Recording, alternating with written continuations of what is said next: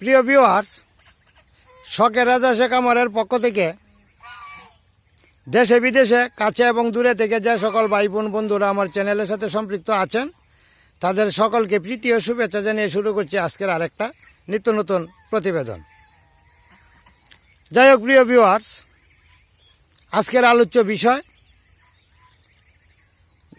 গরম সময় চলছে। বর্তমান সময়ে প্রচুর গরম, রৌদ্রের তাপমাত্রা অনেক বেশি, বৃষ্টির পরিমাণ কম, পানির পরিমাণ কম। তাই হাঁসগুলিকে কখন ঘরে তুলতে হবে এবং কিভাবে রাখতে হবে, কী রকম পানিতে রাখতে হবে, কী ধরনের খাবার খাওয়াতে হবে, এই বিষয়গুলি নিয়ে আজকের আলোচ্য বিষয়।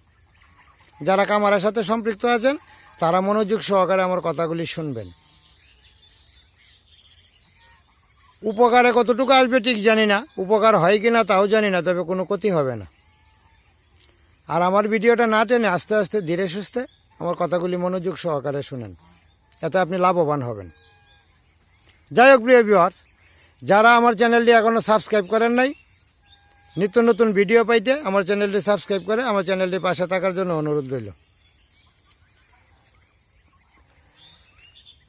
ভিউয়ার্স, আজকের তারিখ হচ্ছে 27/4/2025 ইং তারিখ, রোজ রবিবার। এখন বর্তমানে বৈশাখ মাস চলছে, যাওয়ার সময়। প্রচুর পরিমাণে রৌদ্র আমাদের এলাকায়। আপনাদের এখানে কীরকম আছে ঠিক আমি জানি না। আমাদের এলাকায় তাপমাত্রা অনেক বেশি।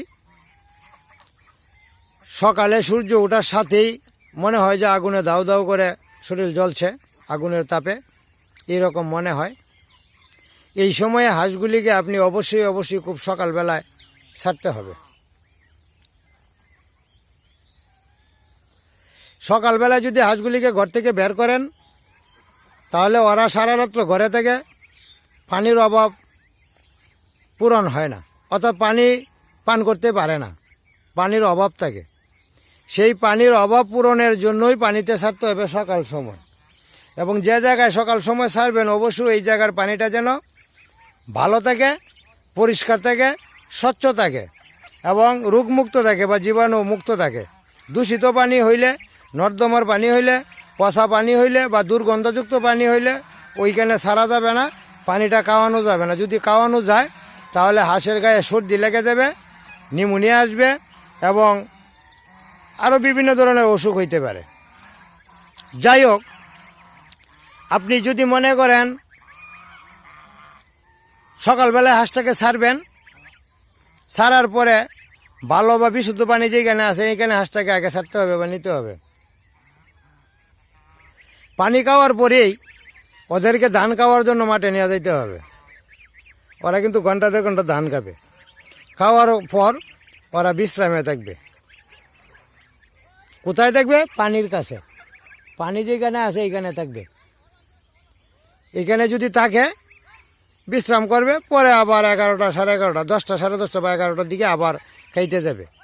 খাওয়ার পরে পানি খাওয়ানোর পরে গোসল করাবেন, গোসল করাইয়া নিয়ে আসতে হবে ছায়াযুক্ত স্থানে। 2টা 2:30 পর্যন্ত ছায়াযুক্ত স্থানে রাখতে হবে আপনাকে। ছায়াযুক্ত স্থানে যদি রাখেন তাহলে হাঁসের কলেরা রোগ, মাথা ঘোরানো রোগ, এই 2টা রোগ থেকে আপনি সারা জীবনের জন্য মুক্ত পাবেন। এই 2টা রোগ আপনার হবে না। গরম পানি কোনো সময় খাওয়ানো যাবে না দুপুর সময়। এই যে বল আছে আমার এখানে, এই যে কামার করে এই যে লাল বলগুলো আছে, এই বলের মধ্যে কলের পানি, পরিষ্কার পানি যেটা, অর্থাৎ কল থেকে আনতে হবে, কলের পানি দিয়া আপনাকে রাখতে হবে। এই কলের পানির মধ্যে প্রয়োজনে একটা বলের ভিতরে পানি ধরে 20 লিটারের মতো, এই 20 লিটারের মধ্যে 5টা বা 6টা স্যালাইনগুলো দিতে পারেন। মানুষে যে স্যালাইনগুলো খায় ওর স্যালাইন, সেই স্যালাইনগুলোই দিতে পারেন। যদি দেন আপনার জন্য আরও প্লাস পয়েন্ট হবে, ভালো হবে। এই গেল একটা বিষয়। এই হাঁসটাকে অবশ্যই 2টা থেকে 2:30 পর্যন্ত, অর্থাৎ চড়া রৌদ্র যে পর্যন্ত থাকে এই পর্যন্ত আপনাকে অবশ্যই ছায়াযুক্ত স্থানে রাখতে হবে, কখনোই ছাড়া যাবে না। ছায়াযুক্ত স্থানে যদি রাখেন রৌদ্রটা একটু তেজ মরা হবে বা একটু দুর্বল হবে, তখন আপনি আস্তে আস্তে হাঁসগুলিকে ছেড়ে প্রথমে নিতে হবে পানিতে। পানিতে নেওয়ার পরে ওরা সাঁতার কাটবে, আবার গোসল দিবে, দেওয়ার পরে কিছু ঘাস খাবে। কিছু ঘাস খাওয়ার পরেই চলে আসবে ওরা ধান খাওয়ার জন্য।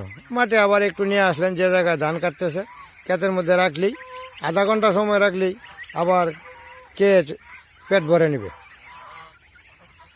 এই যে একটা হাঁস আছে আমার খুব সুন্দর, এই যে হাঁসটা, মাথার মধ্যে কালো, পাকা একটু কালো, আর সবটাই সাদা। হাঁসটা দেখতেও খুব সুন্দর। এই যে হাঁসটা, এই যে দেখেন দর্শক, এই যে হাঁসটা, এটা আমার খামারের সবচেয়ে সুন্দর একটা হাঁস। যাই হোক প্রিয় ভিউয়ার্স, খাওয়ার পরে সন্ধ্যা পর্যন্ত খাওয়াবেন, যে পর্যন্ত পেট না ভরে এই পর্যন্ত খাবে, হাঁটবে, চলবে। চলার পরে আস্তে আস্তে আপনি নিয়ে আসবেন খামার ঘরের দিকে।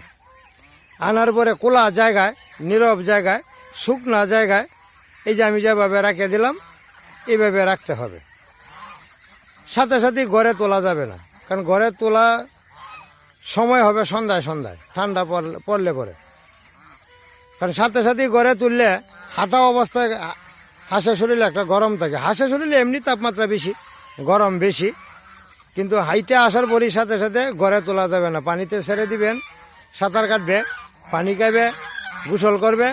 করার পর ওরা মনের আনন্দে এই যে একটা বিশ্রাম করতেছে, এই যে দেখেন একটা বিশ্রাম করতে সব শুয়ে আছে।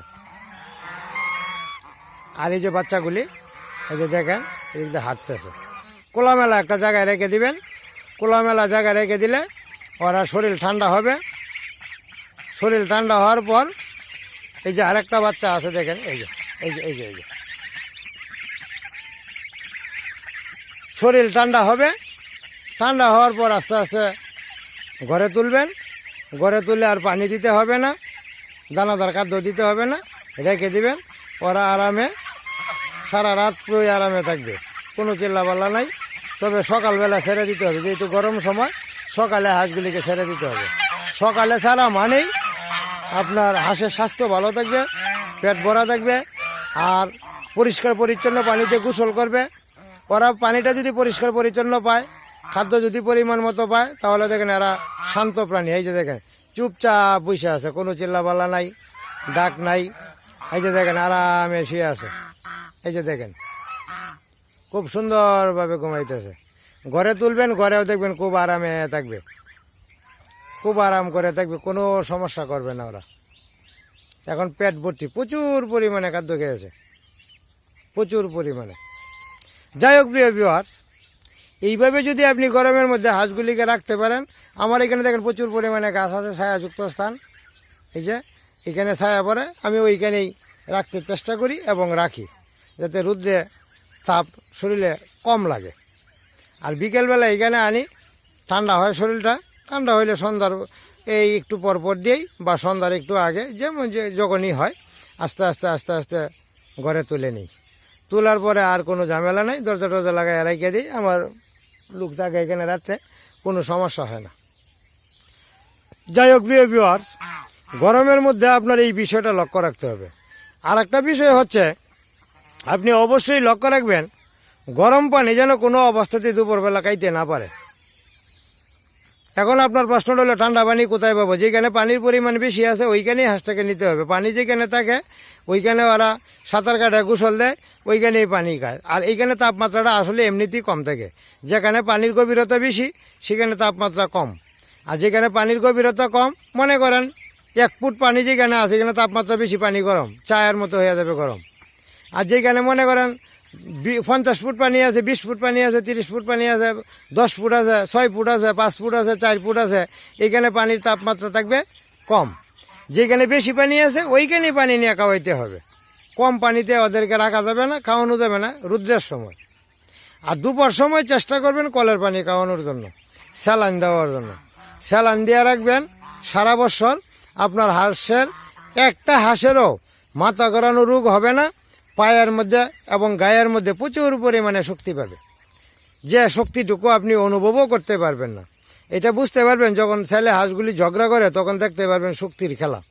এই জন্যই বলি স্যালাইন দিয়ে রাখবেন। সপ্তাহে অন্তত পক্ষে 2 দিন স্যালাইন দিয়ে রাখবেন। 2 দিন যদি স্যালাইন দিতে পারেন তাহলে তাদের দুর্বলতা কেটে যাবে। স্বাস্থ্য ভালো থাকবে।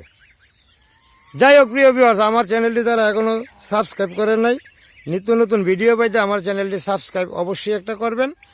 আর পরবর্তী সময়ে অর্থাৎ আগামীকালকার একটা ভিডিও করব, সেই ভিডিওতে আমার খামারের পুরা বাচ্চা যেগুলি আছে, এখন যে বাচ্চাগুলি আছে, আর এই বাচ্চাগুলি কাটার সম্ভাবনা আমার আর জানা মতে নাই। যেহেতু নাই, আমি এই বাচ্চাগুলির একটা হিসাব এবং বড় হাঁসের একটা হিসাব, চূড়ান্ত হিসাব দিব আগামীকালকে। যাই হোক প্রিয় ভিউয়ার্স, কথা বলতে বলতে অনেক কথাই বলে ফেললাম। ভালো থাকেন, সুস্থ থাকেন, দেখা হবে আবারও পরবর্তী ভিডিওতে। ধন্যবাদ সবাইকে।